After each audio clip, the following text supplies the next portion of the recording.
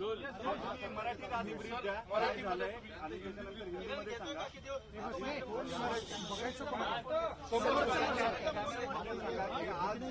पोलिसांचं revision application होतं बेलचं, त्याच्या संदर्भामध्ये काय काय आर्ग्युमेंट झालं आणि त्याच्यानंतर कोर्टाने काय ऑर्डर केली.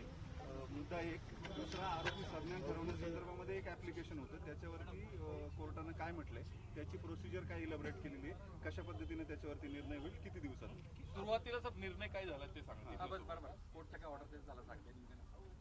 आज ऑनरेबल कोर्टासमोर टोटल 3 मेंबर्स होते. 3 मेंबर्स ज्युव्हेनाइल जस्टिस बोर्ड समोर आजच्या प्रोसिडिंग्स झाल्या. आज हिंदीमध्ये का मराठी? आजच्या प्रक्रियेमध्ये ज्या ज्युडिशियल प्रोसिडिंग्स आहेत त्या मी इन वर्बॅटम कोट करू शकणार नाही, पण ह्या कोर्टाची ऑर्डर काय आहे आणि अकॅडमिक सबमिशन्स काय होते फक्त याच्यापुरतं मी माझं आजचं हे सगळं जे म्हणणं आहे ते मी मर्यादित ठेवतो.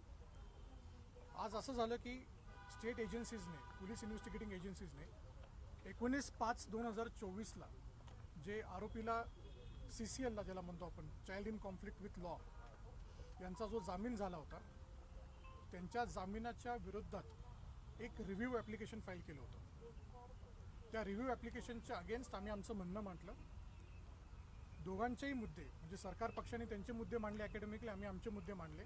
थोडक्यात मुद्दे सरकार पक्षाचे असे होते की ह्या पूर्ण प्रक्रियेमध्ये सरकार पक्षाला असं वाटतं की जो CCL आहे child in conflict with law ह्याच्या सिक्युरिटीसाठी किंवा तो बाहेर राहिल्यानंतर त्याच्या सिक्युरिटीला धोका आहे म्हणून त्याच्या सिक्युरिटीसाठी त्यांनी एका रिहॅब होममध्ये राहावं असं त्यांचं एक सबमिशन होतं. त्यांचे बाकीचे काही सबमिशन्स होते की आता तपास चालू आहे. तपास चालू असताना जो CCL आहे child in conflict with law ही व्यक्ती रिहॅब होममध्ये राहावी ह्याच्यावरती त्यांनी बरंच प्रेस केलं.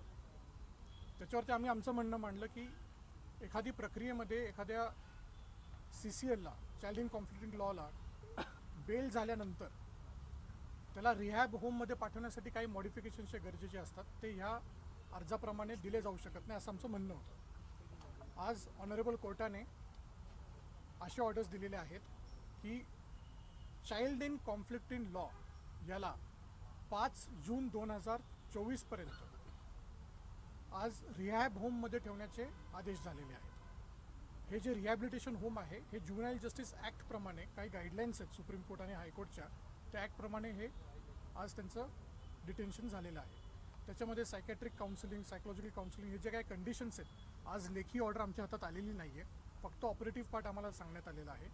उद्या पूर्ण लेखी ऑर्डर आल्यानंतर त्याची सर्टिफाईड कॉपी काढल्यानंतर आपण त्याच्याबद्दल भाष्य करू शकतो. सर त्याला तुम्ही चॅलेंज करणार आहात का? मराठी होऊ दे पूर्ण. आम्ही ह्या ऑर्डरला चॅलेंज करायचं का नाही याच्यासाठी जे आमचे पक्षकार आहेत त्यांच्याशी उद्या संध्याकाळी सविस्तर चर्चा करू आणि मग त्याच्यानंतर ठरवू.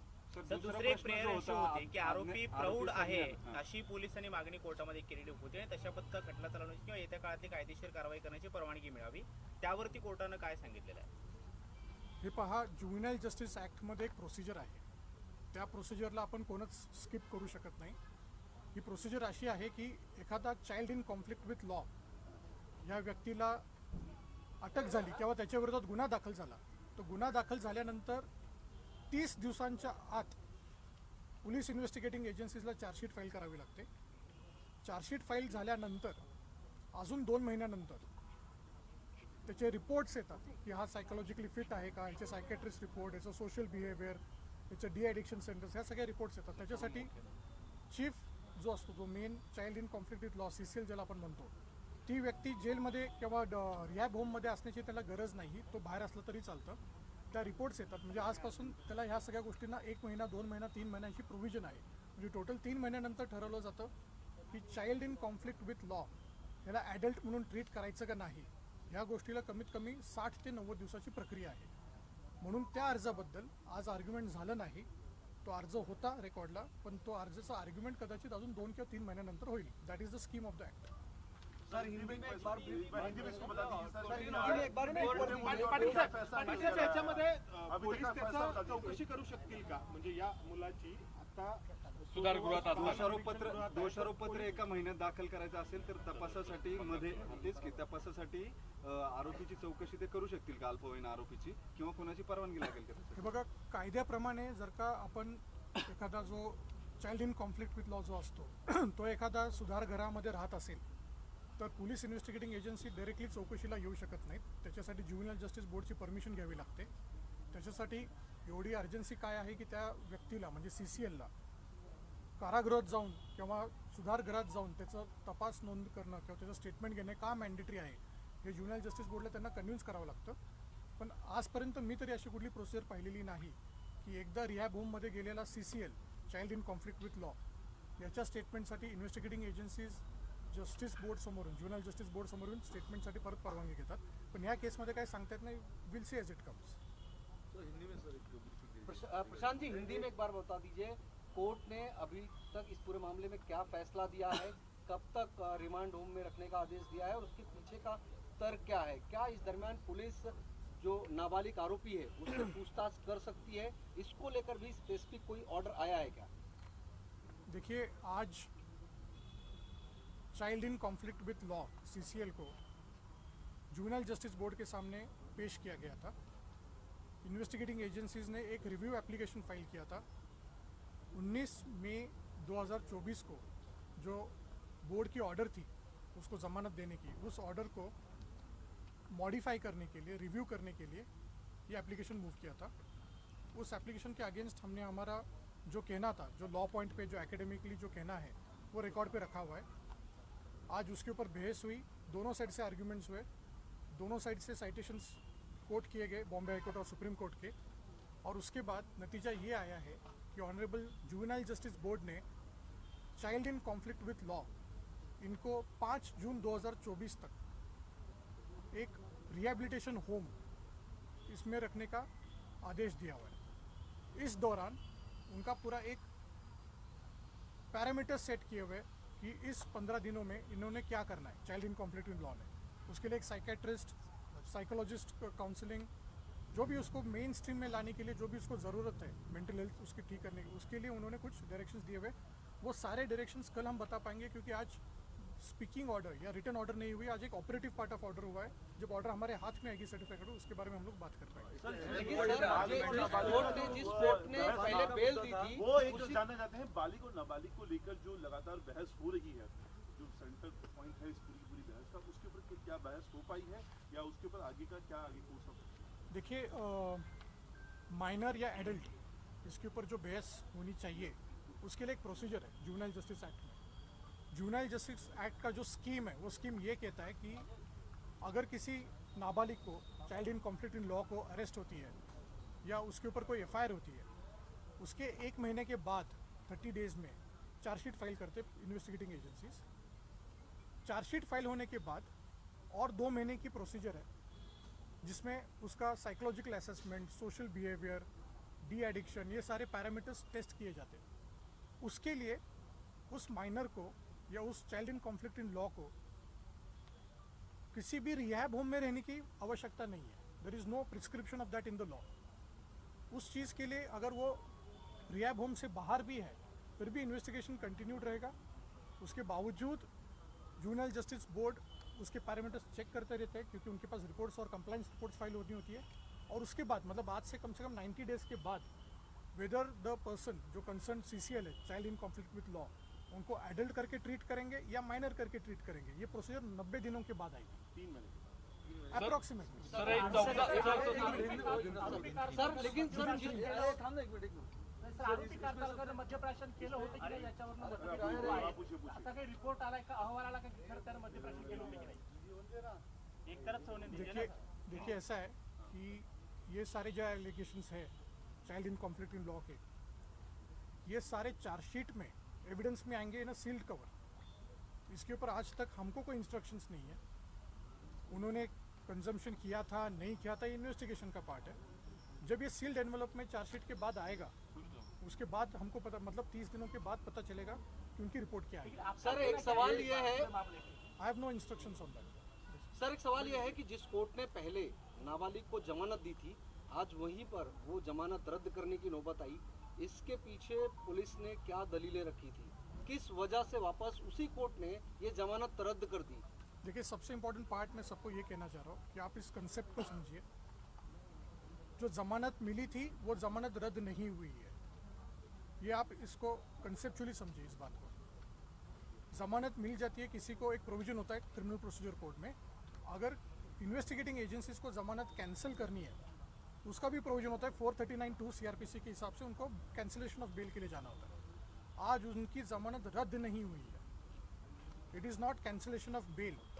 कैंसिलेशन ऑफ बेल का मतलब है कि जो पहले की ऑर्डर थी उसको सेट असाइड करके किसी इंसान को वापस कस्टडी में लेना, ये कस्टडी नहीं है।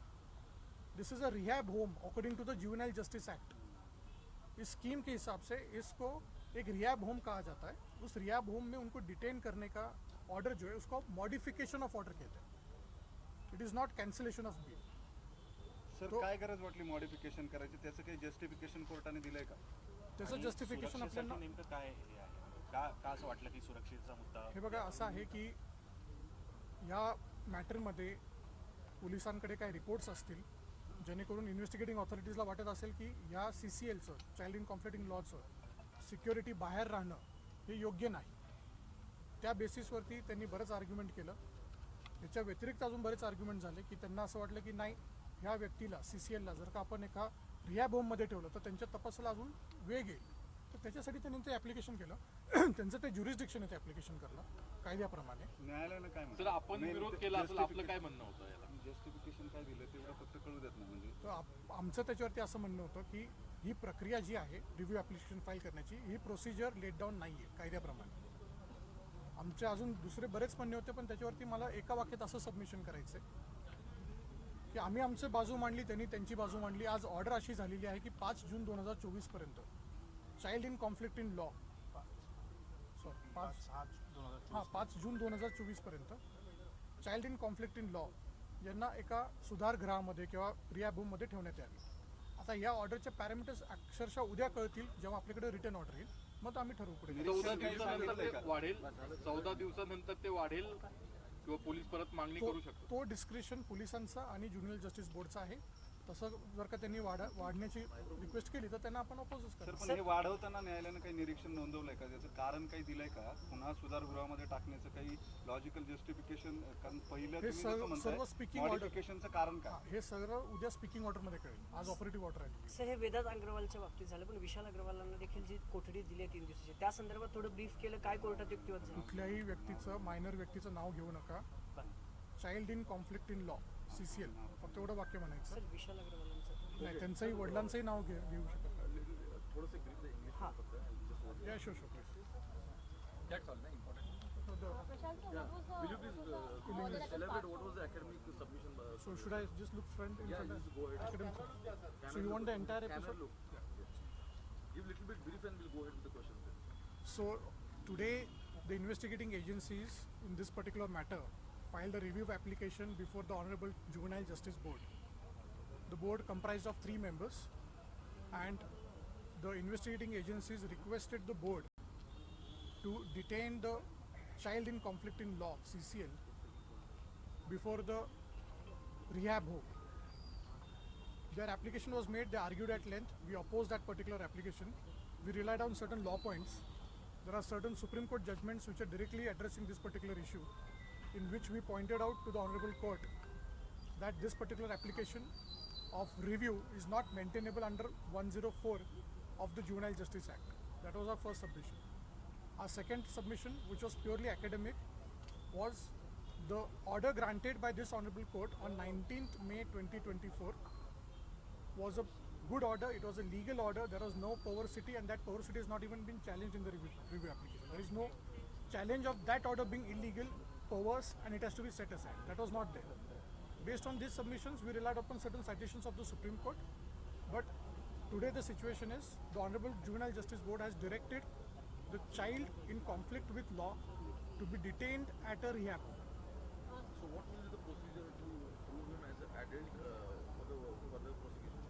See, according to the scheme of Juvenile Justice Act, if we have to understand what is the Juvenile Justice Act, the entire act has been drafted by the parliamentarians by keeping the child as the epicenter of the act.